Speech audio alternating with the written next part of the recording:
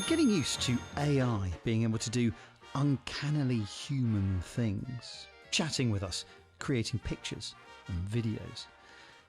But so far, all of this AI has used a lot of computing power.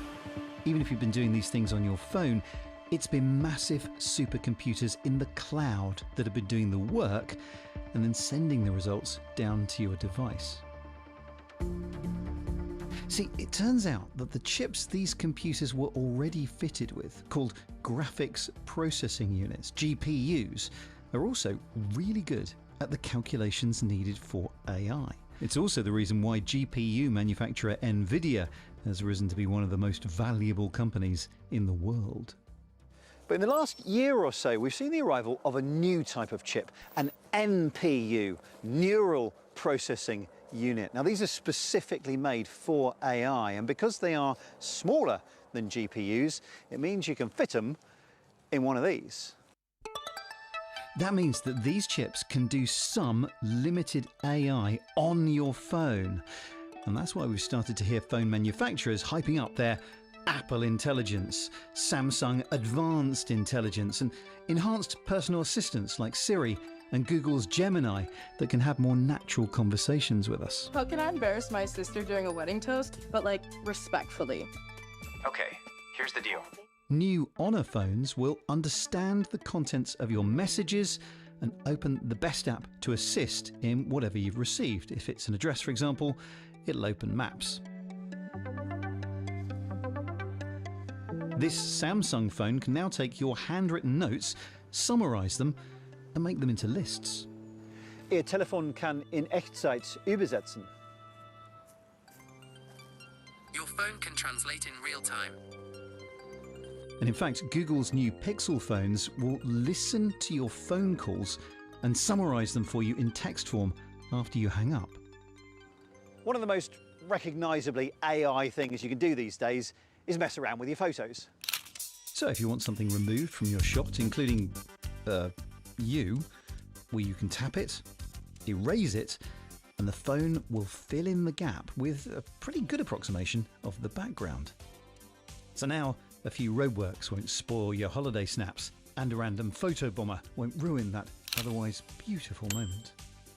Remember though, generative AI can have its moments, so don't rely on it to understand exactly what you're after. Okay, it got rid of the bin and put another bin there. As well as removing things, you can also do completely the opposite, adding things in that weren't there in the first place. It's not just phones that are getting smarter, mind you.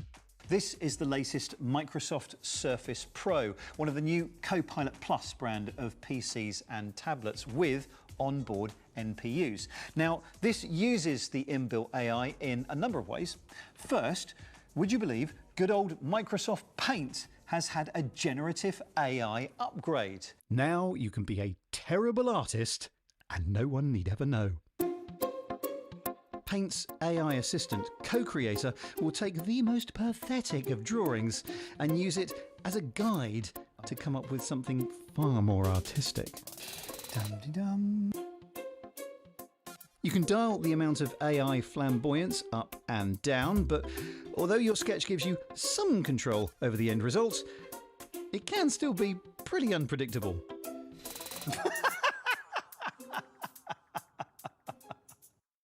And then there's possibly the most far-reaching use of AI and large language models that I've seen so far. It's called recall. This is like a photographic memory for your PC. Every few seconds, it takes a screenshot of what you're doing. And if much later on you vaguely remember something that you saw that you wanted to find again, you can describe it to the onboard assistants, and the large language model will go looking amongst all of the thousands of screenshots for things that might match. Now, I know what you're thinking. If your computer is recording everything that you do all the time, huge privacy alarms. Am I right? That is why Microsoft is going to great lengths to reassure users that everything to do with recall stays on the device. Nothing goes anywhere near the cloud. You can also turn recall on and off for different websites, and this is also the reason why this feature is still being finalized and hasn't been rolled out yet, because this is one that Microsoft has to get right. Google's launched a similar feature for its Pixel phones. Here you have to manually take a screenshot, after which it becomes searchable in the same way. Again, everything happens on device to keep everything private. In order to work well, AI needs to consume a lot of training data. I mean, in an ideal world, it would swallow everything about everyone, but that is something that people are starting to get worried about. And I think these new onboard neural processing units are partly there to allay those concerns. They can't match the power of AI in the cloud, but they do allow certain AI functions without your data being shared with the rest of the world. It means that your personal assistant can stay a little bit more personal.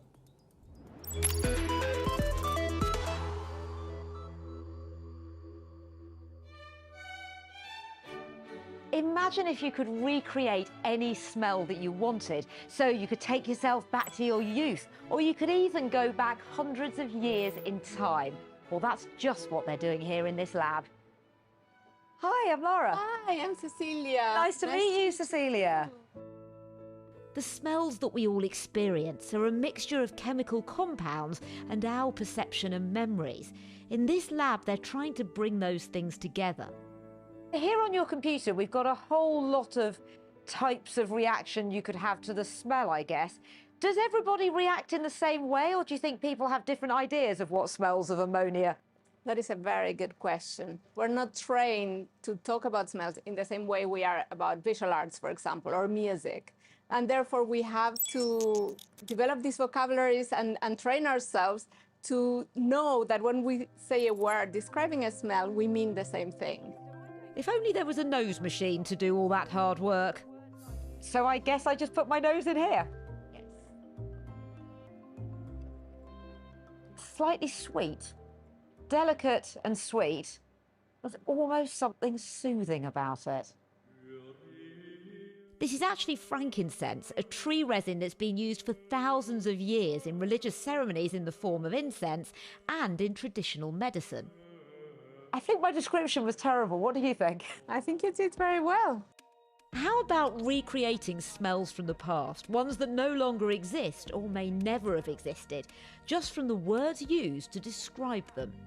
One of the things we're really interested in is bringing back the smells of the past and presenting them to people, communicating these smells. Using AI, they're mining 60,000 historic texts and 13,000 images for references to smells, with some astonishing results. I have one more smell for you to experience today. Thank you.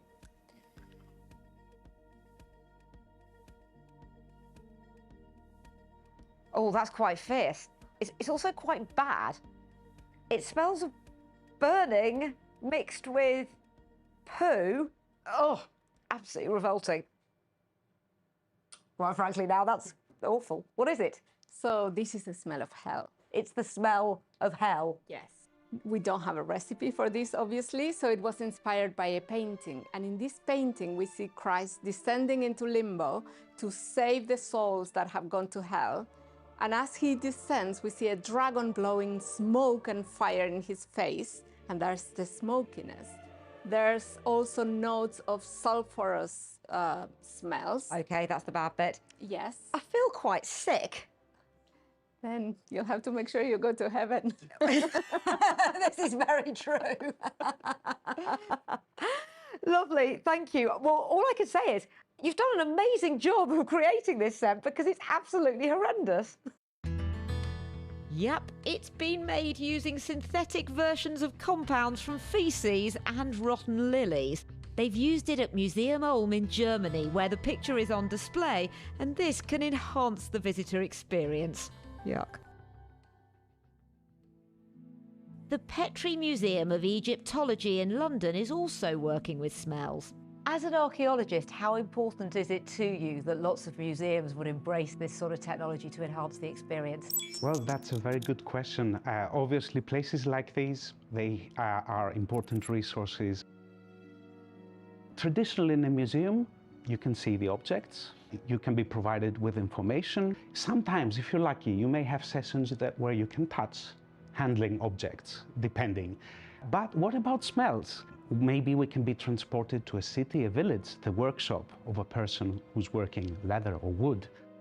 Or the kitchen, food, what people ate, how they did food. Why is it so important to be able to recreate these smells? This is important because many of the smells that we focus on are at risk of disappearing.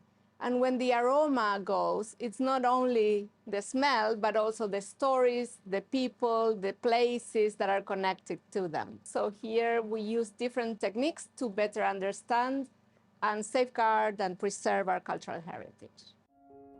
The world is changing, and there soon could be a day with some of the smells we take for granted no longer with us. But thanks to projects like this, we may be able to reconnect with our emotional memories with just a sniff.